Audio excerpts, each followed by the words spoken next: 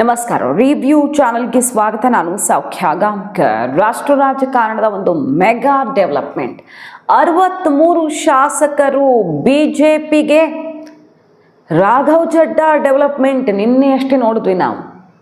ಡೆಲ್ಲಿ ಪ್ರಮುಖ ನಾಯಕರು ಏನು ಮಾಡಿದ್ರು, ಆಮ್ ಆದ್ಮಿಗೆ ಏನಾಯಿತು, ಬಿಜೆಪಿಗೆ ಎಂಥ ಬಲ ಬಂತು ರಾಜ್ಯಸಭೆಯಲ್ಲಿ. ಇನ್ನೇನು ರಾಜ್ಯಸಭೆಯಲ್ಲೂ ಕೂಡ ಅವ್ರಿಗೆ ಮೆಜಾರಿಟಿ ಮಾರ್ಕ್ ರೀಚ್ ಆಗೋದಕ್ಕೆ ಆಲ್ಮೋಸ್ಟ್ ಬಲ ಸಿಕ್ಕಿದ್ದು ಎಲ್ಲ ನೋಡಿದ್ವಿ. ಒಂದು ಡೆವಲಪ್ಮೆಂಟ್. ಈಗ ಮತ್ತೊಂದು ಬ್ರೇಕಿಂಗ್ ನ್ಯೂಸ್. 63 ಶಾಸಕರು ಬಿಜೆಪಿ ಸೇರಲಿದ್ದಾರೆ. ಮತ್ತೊಂದು ರಾಜ್ಯದಲ್ಲಿ ಕಮಲ ಸರ್ಕಾರ ಕೆಲವೇ ದಿನಗಳಲ್ಲಿ, ತುಂಬ ದಿನ ಅಲ್ಲ, 8 ಇಂದ 9 ದಿನಗಳಲ್ಲಿ ಸರ್ಕಾರವೇ ಚೇಂಜ್ ಅನ್ನುವ ಬ್ರೇಕಿಂಗ್ ನ್ಯೂಸ್ ಇದು. ಡೀಟೇಲ್ಸ್ ಇಡ್ತಾ ಹೋಗ್ತೀವಿ. ಮಿಸ್ ಮಾಡಿದ್ರೆ ನಮ್ಮ ಚಾನಲ್ನ ಸಬ್ಸ್ಕ್ರೈಬ್ ಮಾಡಿ, ನಿಮ್ಮ ಅಭಿಪ್ರಾಯ ಕಮೆಂಟ್ ಮಾಡಿ ತಿಳಿಸಿ. ಎಸ್ ವೀಕ್ಷಕರೇ, ಕೆಲವು ರಾಜ್ಯಗಳಲ್ಲಿ ಮಾತ್ರ ಇನ್ನೂ ಬಿಜೆಪಿಯಲ್ಲಿ ಕಮಲ ಅರಳಿಸೋದಕ್ಕೆ ಸಾಧ್ಯವಾಗಿಲ್ಲ. ಬಹಳ ದೊಡ್ಡ ಸವಾಲಿದೆ. ಅಂಥದ್ದೇ ಒಂದು ರಾಜ್ಯ ಮುಂದಿನ ವರ್ಷ ಚುನಾವಣೆಗೆ ಹೋಗ್ತಿದೆ. ಈಗಂತೂ ಯಾವ ರೀತಿ ಹೈ ವೋಲ್ಟೇಜ್ ಎಲೆಕ್ಷನ್ ನೋಡ್ತಾ ಇದ್ದೀವಲ್ವಾ, ವೆಸ್ಟ್ ಬೆಂಗಾಲಲ್ಲಿ ಬಿಜೆಪಿ ಗೆಲ್ಲತ್ತಾ ಅಥವಾ ಒಳ್ಳೆ ಗಳಿಕೆ ಮಾಡುವಲ್ಲಷ್ಟೇ ಯಶಸ್ವಿ ಆಗುತ್ತೆ. 2ರೊಳಗೊಂದು ಆಗುತ್ತೆ.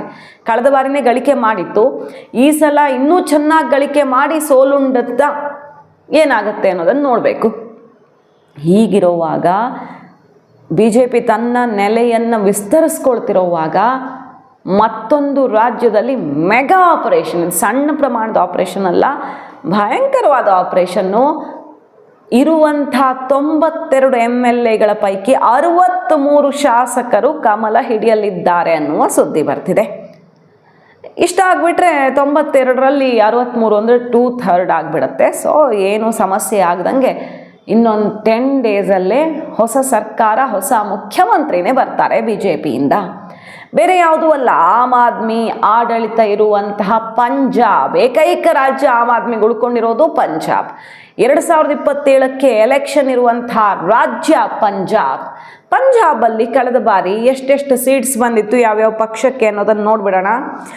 92 ಆಮ್ ಆದ್ಮಿಗೆ 2022ರಲ್ಲಿ, ಕಾಂಗ್ರೆಸ್ಗೆ 18, ಹಾಗೆ ಶಿರೋಮಣಿ ಅಕಾಲಿದಲ್ 3, ಭಾರತೀಯ ಜನತಾ ಪಾರ್ಟಿ 2 ಮತ್ತು ಉಳಿದಂತೆ ಒಂದೊಂದು ಸೀಟ್ಸ್. ಈ ರೀತಿ ಬಂದಿತ್ತು. 117 ಅಸೆಂಬ್ಲಿ ಸೀಟ್ಸ್ ಇರುವಂತಹ ಪಂಜಾಬಲ್ಲಿ ಈಗ 92ರಲ್ಲಿ 63 ಜನ ಹೋದರೆ ಕಾಂಗ್ರೆಸ್ ವಾಪು ಸೇರಿಕೊಂಡ್ರು ಏನೇ ಮಾಡಿದ್ರೂ ಆಗಲ್ಲ, ಅಂಥ ಸಮಸ್ಯೆ ಆಗಿಬಿಡುತ್ತೆ. ಸರ್ಕಾರ ಬಿದ್ದು ಹೋಗುತ್ತೆ.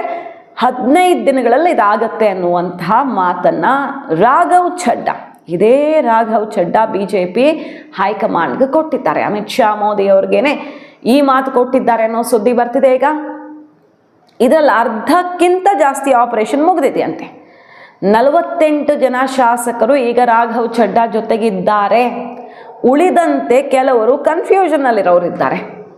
ಸೊ ಇನ್ನೂ ಒಂದು 15-20 ಜನ ಶಾಸಕರನ್ನು ಒಪ್ಪಿಸುವ, ಅಂದರೆ ಅವ್ರಿಗೆ ಭಯ ಅಥವಾ ಏನಾಗುತ್ತೋ, ಎಲೆಕ್ಷನ್ ಇಯರಲ್ಲಿ ಹೆಚ್ಚು ಕಡಿಮೆ ಆಗಿಬಿಡುತ್ತೋ, ನಾವು ಪಕ್ಷಾಂತರ ಮಾಡಿದ್ರೆ ಡಿಸ್ಕ್ವಾಲಿಫೈ ಆಗಿಬಿಟ್ರೆ, ಹೆಚ್ಚು ಕಡಿಮೆ ಆಗಿ ಎಲ್ಲರೂ ಬರದೇ ಇದ್ದರೆ, ಇಂಥದ್ದೆಲ್ಲ ಭಯ ಇರುತ್ತಲ್ಲ, ಆ ರೀತಿ ಅರ್ಧ ಮನಸ್ಸಲ್ಲಿರೋರು ಇದ್ದಾರಂತೆ. ಅವರನ್ನು ಒಪ್ಪಿಸೋದಕ್ಕೆ, ಬರೀ ಒಪ್ಪಿಸೋದಕ್ಕೆಲ್ಲ, ಕಂಪ್ಲೀಟ್ ಆಗಿ ಸರ್ಕಾರ ಬೀಳಿಸಿ ಹೊಸ ಸರ್ಕಾರವನ್ನೇ ಮಾಡೋ ಮಟ್ಟಿಗೆ ಬೆಳವಣಿಗೆಗೆ 15 ದಿನ ಟೈಮ್ ತೊಗೊಂಡಿದ್ದಾರೆ ರಾಘವ್ ಚಡ್ಡಾ. ಹೈಕಮಾಂಡ್ ಬಳಿ ಕೇಳಿ, 15 ದಿನದಲ್ಲಿ ಇದೆಲ್ಲ ಮಾಡಿ ತೋರಿಸ್ತೀನಿ. 48 ಜನರ ಹೆಸರು ಸಹಿ ಸಹಿತ ಹೈಕಮಾಂಡ್ಗೆ, ಬಿಜೆಪಿ ಹೈಕಮಾಂಡ್ಗೆ ತೋರಿಸಿದ್ದಾರೆ ರಾಘವ್ ಚಡ್ಡಾ. ಸೊ ರಾಘವ್ ಚಡ್ಡಾ ಈಗ 3 ಜನ 4 ಜನ MP ಜೊತೆ ಹೋದ್ರು ಅಂತ ಆಯ್ತು ಫಸ್ಟು. ಆಮೇಲೆ 7 ಜನ MP ಅಂತ ಆಯಿತು. ಸೊ ರಾಜ್ಯಸಭೆಯಲ್ಲಿ 10ರಲ್ಲಿ 7 ಹೋದರೆ 2/3 ಆಗುತ್ತೆ. ಒನ್ಸ್ ಅಗೇನ್ ಅವ್ರಿಗೆ ಡಿಸ್ಕ್ವಾಲಿಫಿಕೇಶನ್ ಇರಲ್ಲ. ರಾಘವ್ ಚಡ್ಡಾ ಸೇಫ್ ಅನ್ನೋ ಸುದ್ದಿ ಬಂತು ನಿನ್ನೆ, ಬ್ರೇಕಿಂಗ್ ನ್ಯೂಸ್ ಬಂತು. ಬಟ್ ಆಮ್ ಆದ್ಮಿಗೆ ಹೇಳ್ತಿರೋದೇನು, 2/3 ಹೋಗೇ ಇಲ್ಲ, 7 ಜನ ಇಲ್ಲ, 3 ಜನ ಅಷ್ಟೇ ರೆಸಿಗ್ನೇಷನ್ನು. ರಾಜ್ಯಸಭೆ ಏನು ಅವ್ರನ್ನ ಡಿಸ್ಕ್ವಾಲಿಫೈ ಮಾಡೋದು ಗ್ಯಾರಂಟಿ ಅಂತ ಈಗ ಪಿಟಿಷನ್ ಎಲ್ಲ ಮೂವ್ ಮಾಡ್ತಾ ಇದ್ದಾರೆ ಅವರು. ಬಟ್ 7 ಜನ ನಮ್ಮ ಜೊತೆಗಿದ್ದಾರೆ, ಯಾವುದೇ ತಲೆಬಿಸಿ ಇಲ್ಲ, ನಾವು ಡಿಸ್ಕ್ವಾಲಿಫಿಕೇಷನ್ನು ಆಗಲ್ಲ, ಏನೂ ಇಲ್ಲ, ಸಂವಿಧಾನವೇ ಕೊಟ್ಟಿರೋ ಅವಕಾಶ ಪಾರ್ಟಿ ಮರ್ಜ್ ಮಾಡೋದಕ್ಕೆ ಏನಿದೆಯೋ ಅದರೊಂದಿಗೆ, ಅದೇ ಬಲದೊಂದಿಗೆ ಬಿಜೆಪಿ ಸೇರ್ತಿದ್ದೀವಿ ಅಂತ ರಾಘವ್ ಚಡ್ಡಾ ಸೆಡ್ ಹೊಡೆದ್ರು ಆಮ್ ಆದ್ಮಿ ಪಕ್ಷಕ್ಕೆ. ಇಷ್ಟಕ್ಕೆ ಸೀಮಿತ ಅಂದ್ಕೊಂಡ್ರೆ, ಆಮ್ ಆದ್ಮಿ ಹೊಡಿತು ಅಂತ ಇದೇ ನಂಬರ್ಗೆ ಹೇಳಿದ್ರೆ ಇದೆಲ್ಲ ಅಸಲಿ ಏಟು. ರಾಘವ್ ಚಡ್ಡಾ ಈಗ ಮತ್ತೊಬ್ಬ ರಾಷ್ಟ್ರ ಮಟ್ಟದ ಬಿಗ್ ಲೀಡರ್ ಆಗಿ ಹೊರಹೊಮ್ಮುತ್ತಿದ್ದಾರೆ. ಪಂಜಾಬಲ್ಲಿ ಮುಖ್ಯಮಂತ್ರಿ ಯಾರಾಗಲಿದ್ದಾರೆ ಅನ್ನೋದೇ ಕುತೂಹಲ. ಅವರೇ ಮುಖ್ಯಮಂತ್ರಿ ಆಗ್ತಾರಾ? ರಾಘವ್ ಚಡ್ಡಾ ಅವರನ್ನ CM ಕುರ್ಚಿಯಲ್ಲಿ ಕೂರಿಸುತ್ತಾ ಬಿಜೆಪಿ? ಅಷ್ಟು ನಂಬರ್ ತಗೊಂಡು ಬಂದು ಗೇಮ್ ಚೇಂಜರ್ ಆಗಬಹುದು. ಬಿಜೆಪಿ ಪಂಜಾಬಲ್ಲಿ ಹೇಳ್ಕೊಳ್ಳುವಂಥ ಬಲ ಇಲ್ಲ. ಮುಂದಿನ ವರ್ಷ ಹೇಳಿ ಕೇಳಿ ಎಲೆಕ್ಷನ್ ಬರ್ತಾ ಇದೆ. ಎಲೆಕ್ಷನ್ ವರ್ಷದಲ್ಲಿ ಎಂಥ ಬಲ ಇದು! ಒಂದು ಪಕ್ಷಕ್ಕೆ ಪಕ್ಷವೇ ಬಂದು ಬಿಜೆಪಿ ತೆಕ್ಕೆಗೆ ಬೀಳೋದು ಅಂದರೆ ಸಣ್ಣ ವಿಷಯನ? ಸೊ ಈಗಲೇ ಬಿಜೆಪಿ ಅಧಿಕಾರದೊಂದಿಗೆ ಅಖಾಡಕ್ಕೆ ಧುಮುಕಿದ್ರೆ ಒಂದಿಷ್ಟು ಘೋಷಣೆಗಳು, ಅಥವಾ ಈಗ ಬಿಹಾರದಲ್ಲೆಲ್ಲ ನೋಡಿ ಹಿಂಗೆ ಅಕೌಂಟಿಗೆ ದುಡ್ಡೇ ಬಂದುಬಿಡ್ತು, ಸುಮಾರೆಲ್ಲ ಆಡಳಿತ ಪಕ್ಷ ಇದ್ದಾಗ ಅಡ್ವಾಂಟೇಜ್ ಇರುತ್ತೆ ಮತದಾರರನ್ನು ಕನ್ವಿನ್ಸ್ ಮಾಡ್ಕೊಂಡು ಹೋಗೋಕ್ಕೆ. ಹಾಗೆಲ್ಲ ಆಗಬಹುದು. ಬಿಜೆಪಿ ಸೇರಿದ ಮೇಲೆ ರಾಘವ್ ಚಡ್ಡಾ ಆಮ್ ಆದ್ಮಿಯ ಎಲ್ಲ ಭ್ರಷ್ಟಾಚಾರಗಳನ್ನು ಎಕ್ಸ್ಪೋಸ್ ಮಾಡೋಕೆ ನಿಂತಿದ್ದಾರೆ. ಅಂದರೆ ನೆಕ್ಸ್ಟ್ ಎಲೆಕ್ಷನ್ಗೆ ಅವ್ರು ಬರಲೇಬಾರ್ದು. ಆ ರೀತಿ ಬ್ರಹ್ಮಾಸ್ತ್ರಗಳನ್ನು ಬತ್ತಳಿಕೆಯಲ್ಲಿ ಇಟ್ಕೊಂಡೇ ಬಂದಿದ್ದಾರೆ ಅವರು. ಬಿಜೆಪಿಗೆ ಸುಮ್ಮನೆ ಬಂದಿಲ್ಲ. ಶೀಶ್ ಮಹಲ್ಲು, ಇನ್ನೊಂದು ಕೇಜ್ರಿವಾಲ್ ಒಳಗುಟ್ಟುಗಳನ್ನೆಲ್ಲ ರಟ್ಟು ಮಾಡಿ ಆಮ್ ಆದ್ಮಿ ಈಗ ಡೆಲ್ಲಿಲಿ ಫುಲ್ ವೀಕ್ ಆಗಿ ಹೋಗಿದೆ. ಪಂಜಾಬಲ್ಲೂ ಅವರು ತಲೆ ಎತ್ತಬಾರ್ದು. ಆ ರೀತಿ ಮಾಡೋದಕ್ಕೆ ರಾಘವ್ ಚಡ್ಡಾ ಬ್ರಹ್ಮಾಸ್ತ್ರ ಈಗ ಬಿಜೆಪಿಗೆ. ರಾಘವ್ ಚಡ್ಡಾ ಬರೋದು ಬಂದು ಸುಮ್ಮನೆ ಒಬ್ಬ ನಾಯಕನಾಗಿ ಬಿಜೆಪಿಯಲ್ಲಿ ಇರೋದಲ್ಲ, ಬದಲಾಗಿ ಅಧಿಕಾರದ ಗದ್ದುಗೆ ಏರ್ತಾರ ಅನ್ನುವಂಥ ತೀವ್ರ ಕುತೂಹಲ ಮನೆ ಮಾಡಿದೆ. ಈಗ ಅಂತಹ ಮೆಗಾ ಡೆವಲಪ್ಮೆಂಟ್ ಆಗಿಬಿಟ್ರಂತೂ ಇನ್ನೊಂದು ರಾಜ್ಯದಲ್ಲಿ ಕಮಲ ಕೇಕೆ, ಇನ್ನೊಂದು ರಾಜ್ಯದಲ್ಲಿ ಬಿಜೆಪಿಯ ಸರ್ಕಾರ. ಇದು ಗೊತ್ತಾಗ್ತಾ ಇದ್ದ ಹಾಗೆ ಪಂಜಾಬ್ ಮುಖ್ಯಮಂತ್ರಿ ದಿಢೀರ್ ಅಂತ ಈಗ ಪಕ್ಷದ ಅಧ್ಯಕ್ಷರನ್ನ ಭೇಟಿಯಾಗೋಕೆ ಹೋಗ್ತಿದ್ದಾರೆ. ಕೇಜ್ರಿವಾಲ್ ಅವ್ರನ್ನ ಭೇಟಿಯಾಗೋಕ್ಕೆ ಸಮಯ ನಿಗದಿ ಮಾಡ್ಕೊಂಡಿದ್ದಾರೆ. ಪಂಜಾಬ್ ಪಾಲಿಟಿಕ್ಸಲ್ಲಿ ಏನು ಬೇಕಾದರೂ ಆಗಬಹುದು ಚುನಾವಣೆಗೂ ಮುನ್ನ ಅನ್ನುವಂಥ ಆತಂಕ ಆಪ್ನಲ್ಲಿ ಆವರಿಸಿಕೊಂಡಿದೆ. ಪಂಜಾಬ್ CM ಓಡೋಡಿ ಬರ್ತಿದ್ದಾರೆ. ಈಗ ಇಷ್ಟೆಲ್ಲ ಡೆವಲಪ್ಮೆಂಟ್ಸ್ ನಡುವೆ ಆಮ್ ಆದ್ಮಿಯ XMPಗಳು ಕೂಡ ಬಿಜೆಪಿ ಸೇರಲಿದ್ದಾರೆ ಅನ್ನುವಂಥ ಸುದ್ದಿಯನ್ನು ಕೂಡ ರಾಘವ್ ಚಡ್ಡಾ ಅವರೇ ಈಗ ಬಿಜೆಪಿ ಹೈಕಮಾಂಡ್ಗೆ ಕೊಡ್ತಿರೋದು. ಸೊ ಇದು ಸಣ್ಣ ಪುಟ್ಟ ಹೊಡೆತ ಅಲ್ಲ.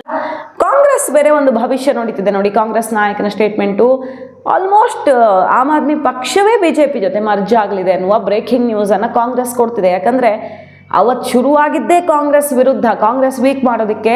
ಅಣ್ಣಾ ಹೋರಾಟ ಏನು ಶುರು ಆಯ್ತಲ್ಲ ಡೆಲ್ಲಿಯಲ್ಲಿ, ಆ ಹೋರಾಟದಲ್ಲಿ ಬಹುತೇಕರು ಕೂತಿದ್ದವರು, ಹೆಸರು ಹೇಳ್ತೀವಿ ಬೇಕಾದ್ರೆ ನಾವು, ಆರ್ ಎಸ್ ಎಸ್ನವರೆಲ್ಲ ಸೇರಿಕೊಂಡು ಅಣ್ಣಾ ಹಜಾರೆಯನ್ನು ಮುಂದಿಟ್ಟು ಶುರು ಮಾಡಿದ್ರು ಹೋರಾಟವನ್ನು. ಕಡೆಗದೊಂದು ಪಾರ್ಟಿ ಮತ್ತೊಂದು ಅಧಿಕಾರ ಅಂದ್ಕೊಂಡು ಬೇರೆ ಸ್ವರೂಪ ಪಡ್ಕೊಳ್ತು. ಬಟ್ ಅಲ್ಲಿ ಶುರುವಾಗಿದ್ದೇ RSSನವರಿಂದ ಕಾಂಗ್ರೆಸ್ ವಿರುದ್ಧ. ಹಾಗಾಗಿ ಈ ಇಡೀ ಪಕ್ಷ ಮರ್ಜ್ ಆದರೂ ಡೌಟ್ ಇಲ್ಲ, ಅಂಥ ಬೆಳವಣಿಗೆ ಎಕ್ಸ್ಪೆಕ್ಟೆಡ್ ಅಂತ ಕಾಂಗ್ರೆಸ್ ಹೇಳ್ತಿದೆ. ಅಂಥ ಮೇಜರ್ ಡೆವಲಪ್ಮೆಂಟ್ ಆಗುತ್ತೆ ರಾಷ್ಟ್ರ ರಾಜಕಾರಣದಲ್ಲಿ ಅಂತ. पूरी पार्टी को लेके बीजेपी में शामिल हो जाए, और उसका कारण है जिस अन्ना आंदोलन को ने पूरे देश को झूठे सपने दिखाए, वो अन्ना आंदोलन बेसिकली इस देश में राजनीति बदलने के लिए नहीं, भ्रष्टाचार खत्म करने के लिए नहीं, बल्कि कांग्रेस के नेतृत्व वाली यूपीए सरकार को बदनाम करने के लिए बीजेपी RSS ने रामलीला मैदान में एक RSS की टीम को बिठाया था,